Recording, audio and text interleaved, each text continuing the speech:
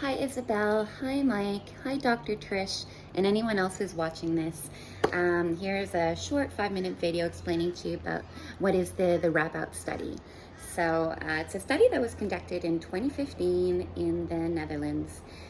Mr. Wim Hof was already working with the university because they were quite curious about his ability to withstand the cold so long. And whilst he was at the university, he got wind that someone is able to test the immune. And so really excited. He's like, hey, you guys have to test me because I can voluntarily influence my immune system. So Dr. Peter Pickers set up an experiment, controlled setting, put Wim in a room, plugged up to all these gizmos that were measuring the blood work, the levels, body temperature, etc., because they injected him with a dormant form of the E. coli bacteria. We call this an endotoxin.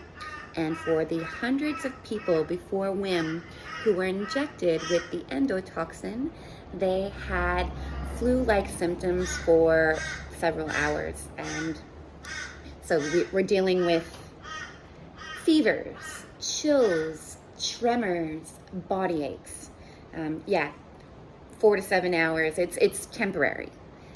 And they injected Wim with the same endotoxin. And whilst he was laying down in the hospital, at the university hospital bed, he practiced his deep breathing, he practiced his meditation, and several hours later, the people running the experiment were flabbergasted because Wim had no response, no fevers, no headaches. They couldn't explain it. So they naturally asked them, are you superhuman, and can you teach anyone else how to do this? Can anyone else do what you're doing? He said, of course, anyone can do this. They said, well, how long do you need, how long do you need to train them for? Like a year? He said, gosh, no, we can do this in days. So I believe it was around 10 days that Wim took a group of 18 people, put them through some strenuous training, which involved cold water exposure and even climbing a mountain in Poland in shorts and doing some lots of breath work. And so after their training with Wim, these 18 people went to that same laboratory setting where they were, had pads and blood work tested throughout the whole experiment, and they were injected with that same endotoxin. And they did the same thing that Wim did, practice their deep breathing and meditate, use focus in the mind to try and suppress that immune response, in the sense that we wanted to reduce inflammation, help bring more white blood cells, and help our bodies combat this endotoxin, this bacteria, this thing that doesn't belong, a foreign invader in our bodies. And sure enough, the group, although they may have had very mild symptoms in comparison to the hundreds of people who were tested before, well, there's also a control group. They had 18 people with this study, 18 trained, 12 people not trained, both in the same lab, levels being tested. And to their surprise, the group that Wim trained had demonstrated to the experimenters with compelling, sufficient evidence that yes, indeed, using the Wim Hof method, we can help influence the immune system. Powerful stuff. So that's 4.5 minutes. Hopefully you get the gist of my understanding. But you know what?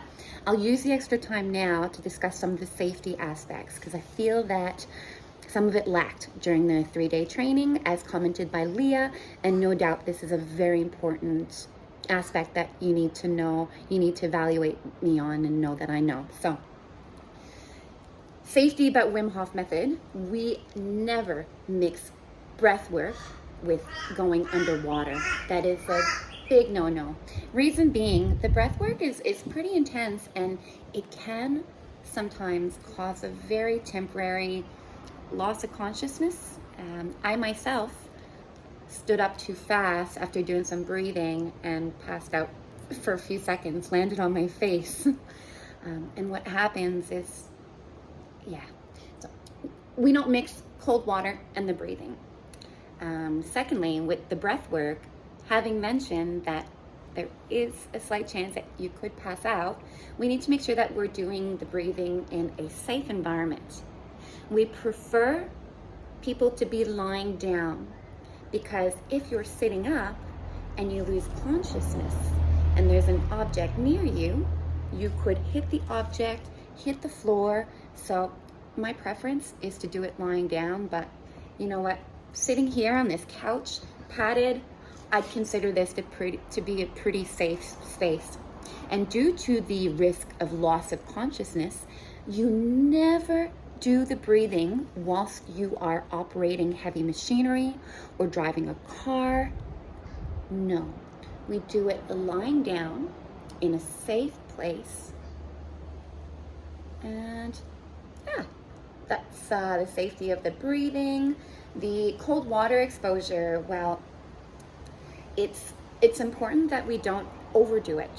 We're putting a great deal of stress on our bodies, and if we go too far, the reaction can be a bit too strong, and the warm blood, as it mixes with the cold blood, which will be in your extremities, that mixing of hot and cold, when it's too severe, can cause your body to shiver uncontrollably, and it's really, really hard to come back from that. And it can be a bit draining. You'll feel really tired, and it's just not a beautiful experience. So the third pillar is not just ice bath. What we call it, gradual cold water exposure. You don't need to be in a 2-degree ice bath to reap the benefits. Another important thing to mention is that when you are doing cold water exposure, you might find that you lose a little bit of temporary mobility. So you want to make sure that you're stable, you're careful when you're coming in and out of the bath. You want to be mindful of, wet floor, slipping. So it's good to have a timer. And when you are increasing your times, whether it be a cold shower or a cold bath or an ice bath, you must increase very, very small, very gradually. Lastly, the Wim Hof method it's very powerful, but it's not necessarily good for everyone. What I mean is, people who are epileptic, we don't recommend it. The amount of stress could possibly trigger an epileptic fit. Also, if you're pregnant, we'll ask you to sit out and participate as a cheerleader. You can definitely sit in and watch and learn, but it's not safe for people who are pregnant. And also, if you've got some heart problems and it's concerning you, get it cleared with your doctor. Minor, big, with heart problems, we always suggest you get clearance from your doctor before starting the practice. But as I said, you're welcome to come to a workshop and just get all that knowledge, that technique in. And Raynaud's disease, sorry if I'm not saying that correctly, that's also been shown to maybe have negative contraindications. We don't recommend doing it. Otherwise, I think that covers most of the safety aspects. I hope you're satisfied. If not, I'll happily make more videos.